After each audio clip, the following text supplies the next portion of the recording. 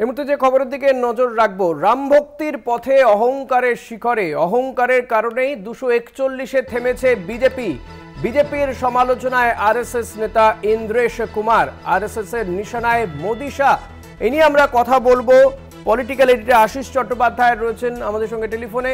আশিস দা, এক্ষেত্রে আরএসএস নেতা ইন্দ্রেশ কুমার ঠিক কি বোঝাতে চাইছেন যে নরেন্দ্র মোদী অমিত শাহের অহংকারের জন্যই এই আসন তাদের কমে গিয়েছে? দেখো, প্রথমে সংক্ষেপে ইন্দ্রেশ কুমারের কথাগুলো 1, 2, 3, 4 করে বলে নেওয়া দরকার। ইন্দ্রেশ কুমার আরএসএস এর গুরুত্বপূর্ণ পদাধিকারী। তিনি বলেছেন যে অহমিকা এসে ঘিরে ধরেছিল নরেন্দ্র মোদীদের বা বিজেপির শীর্ষ নেতৃত্বকে। এই অহমিকার জন্যই তাদের পতন হয়েছে। যারা রামের ভক্ত হিসেবে নিজেদের প্রতিষ্ঠা করেছিলেন তারাই ক্রমে অহমিকার শিকার হন। অহমিকাকে ভগবান রাম সমর্থন করেননি, সেই জন্য তাদেরকে 240-এ থামিয়ে দিয়েছেন। ইন্দ্রেশ কুমার এটাও বলেছেন যে যারা রাম বিরোধী বা রামের উপরে আস্থা রাখেন না সেই বিরোধীদেরও ভগবান রাম 234-এ থামিয়ে দিয়েছেন। এবং ভগবান রামের এই যে বিচার, সেই বিচার অত্যন্ত আকর্ষণীয় বা উপভোগ করার মতো, এইরকম কথা ইন্দ্রেশ কুমার বলেছিলেন। এখন এর অনেক বড় রাজনৈতিক তাৎপর্য আছে। আমাদের মনে পড়বে যে কদিন আগেই শিক্ষানবিশদের একটি সভায় আরএসএস এর সরসংঘ চালক বা আরএসএস এর প্রধান, যিনি সর্বোচ্চ ব্যক্তি, মোহন ভাগবত, তিনি বিজেপির উদ্দেশ্যেই বলেছিলেন যে বিরোধীদের শত্রু না ভেবে প্রতিপক্ষ ভাবা উচিত। তিনি বলেছিলেন মণিপুর শান্তি চাইছে, তিনি গণতন্ত্রের কথা বলেছিলেন। এই সমস্ত কথা এমন একটা সময় বলেছিলেন যখন সবেমাত্র 3য় মোদী মন্ত্রিসভা শপথ নিয়েছে এবং সকলের মনের মধ্যেই দগদগে ঘায়ের মতো সেই দিনগুলো রয়েছে যখন সংসদে প্রায় গোটা বিরোধী পক্ষকে সাসপেন্ড করে একটার পর একটা গুরুত্বপূর্ণ বিল পাশ করানো হয়েছিল, যখন অত্যন্ত গুরুতর বিলগুলো কোনো আলোচনা ছাড়াই সংসদে স্টিমরোল করে পাশ করানো হয়েছিল। সেই সব সময়গুলোর কথা মনে পড়তো। মোহন ভাগবত এটাও বলেছেন যে ভোটের প্রচারের সময় কারুর মর্যাদা লঙ্ঘন করা উচিত নয়। অনেকের মনে পড়বে যে ভোটের প্রচারের সময় যেভাবে হিন্দু মুসলমান বিভেদ নরেন্দ্র মোদী, অমিত শাহ, রাজনাথ সিংহরা করেছে এবং যেভাবে আক্রমণ করেছেন মুসলিম ধর্মাবলম্বীদের, তারপরে মোহন ভাগবতের এই কথা তাহলে কাকে লক্ষ্য করে বলা হয়েছিল? মণিপুরের কথা কাকে লক্ষ্য করে বলা হয়েছে? কারণ এই অভিযোগ বারবার উঠেছে যে প্রধানমন্ত্রী কেন মণিপুরের ব্যাপারে হস্তক্ষেপ করছেন না। মোহন ভাগবতের সেই কথার পরে আজকে ইন্দ্রেশ কুমারের কথা এলো। এবং আরো একটি খবর ইতিমধ্যে রয়েছে যে মহারাষ্ট্রে বিজেপির পত্রিকায় লেখা হয়েছে এনসিপি ভাঙিয়ে অজিত পাওয়ারদের জোটে নিয়ে আসাতে বিজেপির ক্ষতি হয়েছে ওই রাজ্যে। ভাবমূর্তি নষ্ট হয়েছে। আশিস দা আমাদের সঙ্গে থাকুন। আমি ইন্দ্রেশ কুমার, আরএসএস নেতা ইন্দ্রেশ কুমার ঠিক কি বলেছেন এক্স্যাক্টলি একবার শোনাবো আমাদের দর্শকদের। अभी इस 2024 में भी राम राज्य का विधान देखिए लोकतंत्र के पर्व में कैसा है। जिन्होंने राम की भक्ति की पर धीरे धीरे अहंकार आ गया, उस पार्टी को सबसे बड़ी पार्टी घोषित कर दिया और उसका और जो पूरा उसको मत मिलना चाहिए, जो शक्ति मिलनी चाहिए, वो भगवान ने अहंकार के कारण हुआ।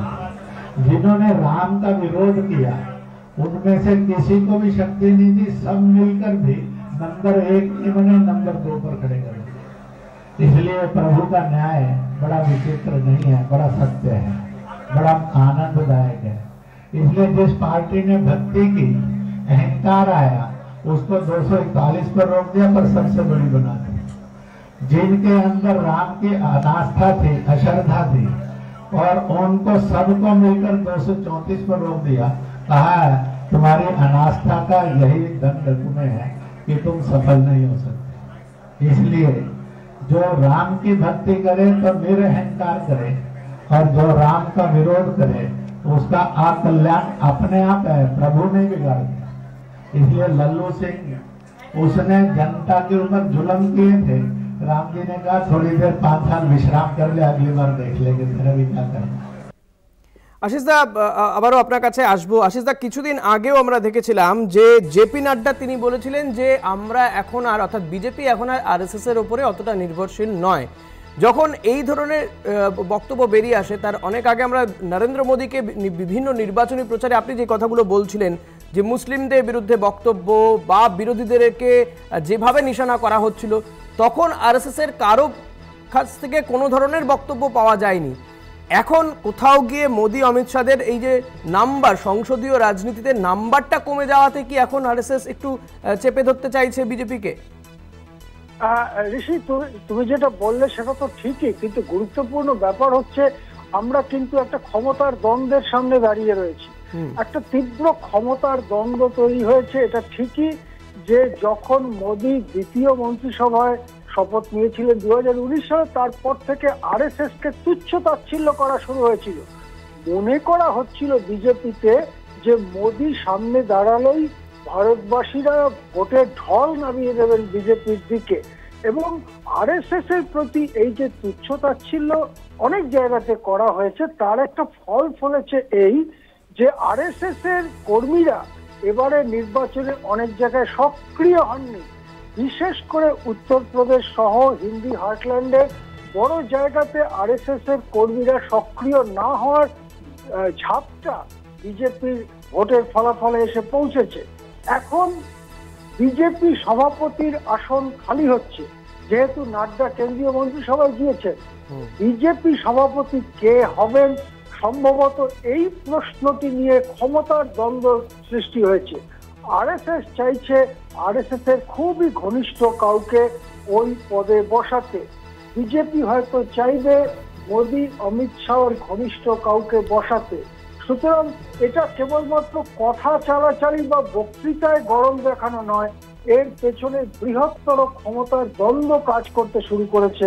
এখন এই প্রক্রিয়া শুরু হয়েছে, এটা পরিণতির দিকে নিশ্চয়ই যাবে। পরিণতিটা কি হয় সেটার দিকে আমাদের তাকিয়ে থাকতে হবে। একদমই, অনেক ধন্যবাদ আশিসদা। কথা বলছিলাম পলিটিক্যাল এডিটর আশিস চট্টোপাধ্যায়ের সঙ্গে, এবং আশিসদা যেমনটা বলল যে একটা ক্ষমতা এবং সেই ক্ষমতা কার দিকে যায়, সেই ক্ষমতা নিয়েই কিন্তু এই দ্বন্দ্ব মূলত বিজেপি এবং আরএসএস এর মধ্যে। ইন্দ্রেশ কুমার আরএসএস নেতা, তিনি ঠিক কি বলেছেন আরো একবার শুনুন। अभी इस 2024 में भी राम राज्य का विधान देखिए लोकतंत्र के पर्व में कैसा है। जिन्होंने राम की भक्ति की पर धीरे धीरे अहंकार आ गया, उस पार्टी को सबसे बड़ी पार्टी घोषित कर दिया, और उसका और जो पूरा उसको मत मिलना चाहिए, जो शक्ति मिलनी चाहिए, वो भगवान ने अहंकार के कारण हुआ। जिन्होंने राम का विरोध किया उनमें से किसी को भी शक्ति नहीं थी, सब मिलकर भी नंबर 1 इन्होंने नंबर 2 पर खड़े कर दिया। इसलिए प्रभु का न्याय बड़ा विचित्र नहीं है, बड़ा सत्य है, बड़ा आनंददायक है। इसलिए जिस पार्टी ने भक्ति की, अहंकार आया, उसको 241 पर रोक दिया, पर सबसे बड़ी बना दी। जिनके अंदर राम की अनास्था थी, अश्रद्धा थी, और उनको सबको मिलकर 234 पर रोक दिया। कहा है तुम्हारी अनास्था का यही दंड तुम्हें है कि तुम सफल नहीं हो सकते। इसलिए जो राम की भक्ति करे तो निरहंकार करे, और जो राम का विरोध करे उसका अकल्याण अपने आप है, प्रभु नहीं बिगाड़ दिया। इसलिए लल्लू सिंह उसने जनता के ऊपर जुल्म किए थे, राम जी ने कहा थोड़ी देर 5 साल विश्राम कर ले, अगली बार देख लेंगे तेरा भी क्या करना।